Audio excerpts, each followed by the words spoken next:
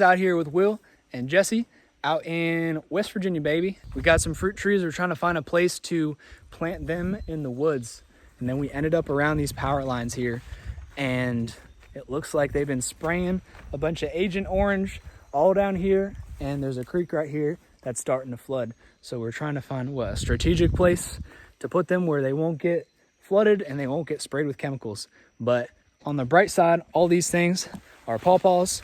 They call them the hillbilly mangoes, and they're really good if they're not covered in chemicals. But all those trees back there have a bunch of fruit on them. Once they hit a little bit more sun, they're gonna get maybe about half a pound to a pound, and they taste real good. Yeehaw. So yeah, we got 2 apple trees. We got a Liberty apple, and we got a Arkansas black. It's actually gonna be a black apple, and they have a lot of pest and disease resistance. They've been bred to withstand all the pest pressure for the most part, so you don't have to spray them like all the stuff that you find in the store. That right there is a nice pear tree. Same thing. Don't have to spray them with everything. Got a little apple that it came with. Here we are in the beautiful state of West Virginia. Oh yeah. How do we feel about everything? Feeling good. Kind of mad about the stem spraying shit, but gonna make it work. Gonna make it work. That don't affect the lean-to you're about to build up in the hills, eh? Nope. All these plants right here, yeah. If you were to get one of those from the nursery, this would probably be like $150, possibly $200 for a pawpaw. That's crazy. And they're naturally growing all up under these power lines. Unfortunately, they're spraying them, but they're coming from the seeds. Well, they usually grow from like the roots and the suckers that come up, but those are the parent plants all around there.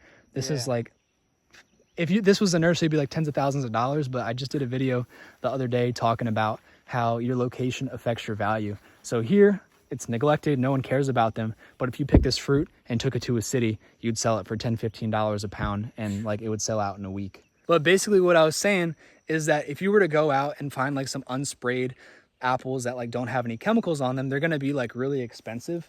Yeah. Like, you know, maybe like $4 or $5 a pound or some crazy stuff. If you wanna find no spray, you can't really find no spray. So like my solution was to go out to the country and I'd find someone who just has like an apple tree that was neglected in their front yard. Yeah. And I'm like, hey, like I'll clean up below it and I'll just like pick these apples. And I did that last year. And then I also found someone who had a couple of trees just like off the side of the road in their property. And I got 150 pounds of apples for $60. And they were like, thanks for taking them. Crazy. They're like, we're going to have to like put the pigs out there to clean them up. Well, that's the way to do it now. Shit. Yeah. So like pawpaws, no one cares about them here. If this had more sun and no spray, it'd be like a lot of fruit coming in here. But like seriously, like people will buy like this tree right here for $150, and here they are spraying a bunch of Agent Orange on them. But such is life. We're gonna figure it out. Mr. Will is going to be building an off-grid cabin. Oh yeah. Something like that. What's it gonna be? On stilts, out of the water. Oh yeah. Gonna put some trees in the ground. Let's do it. Oh.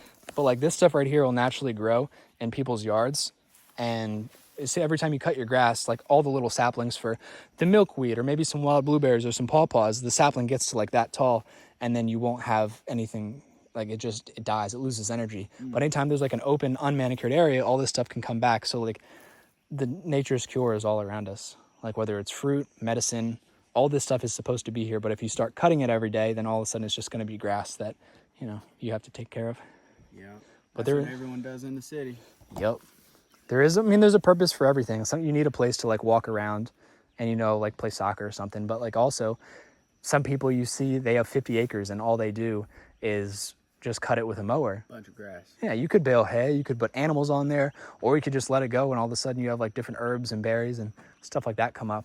Yeah. So all these pawpaws, that's beautiful. Very nice. It's easier to see a lot of stuff when it's in like fruiting season. But yeah, you can see all the butterflies right in there. That's super cool. I think it's possible. I'll try to do it. But I try to do shit that's scary. This is sweet. Yeah. Absolutely. Let's go to Alaska. Bro. I'm down. Dude, if we get some stuff going, I can get some more videos, maybe doing some fruit trees, raw milk, get some Alaska money. I got a chainsaw. I think we would make a good team. We got different skill sets and different knowledge. I think we could possibly do something. I'm setting a lot of time aside so I can go do like more stuff like this. So now's the time of my life where I'm like, I'm I want to do some big stuff, take some more risks, and like we're only going to be young once, so like if I'm 40, I got a kid, then it's like, oh, maybe that's not the best financial. Now it's like, screw it, dude, let's go. Bro, let's keep talking about it. I like that idea. I like Alaska. It's probably a little dark, but I mean, it's not like you're going to be there for 20 years, maybe, you know. 7 months. 8 months. 8 months. Will there be summer? Yeah. If there's summertime, as long as it can be there in the summer too, I'll do the winter. We could eat some, bro. We could eat some salmon. Yeah, bro. That's what I'm planning is go out there in the spring, build all summer, and hopefully build something that I can live in through the winter. And yeah, it's just gonna be a lot of, because we can't probably grow too much out there. It would be berries and hunting. Berries and hunting. We would have to drive through Canada, so that'd be fun. This past year, I was thinking about, before I did the camper, I was gonna go buy a teepee, and I was gonna live in a teepee in the mountains and be like, I'm like the teepee land investor. And then I ended up traveling and ended up working out pretty well. But I almost bought a teepee instead of a camper. Crazy. Yeah. So I'm down for whatever. A lot of bear. All right, bro. I'm actually considering that for sure. That's crazy. Shit, right now, I'm trying to make some plays. I mean, I am not trying to. I like the English language is a spell. That's why it's called spelling, because you're casting spells.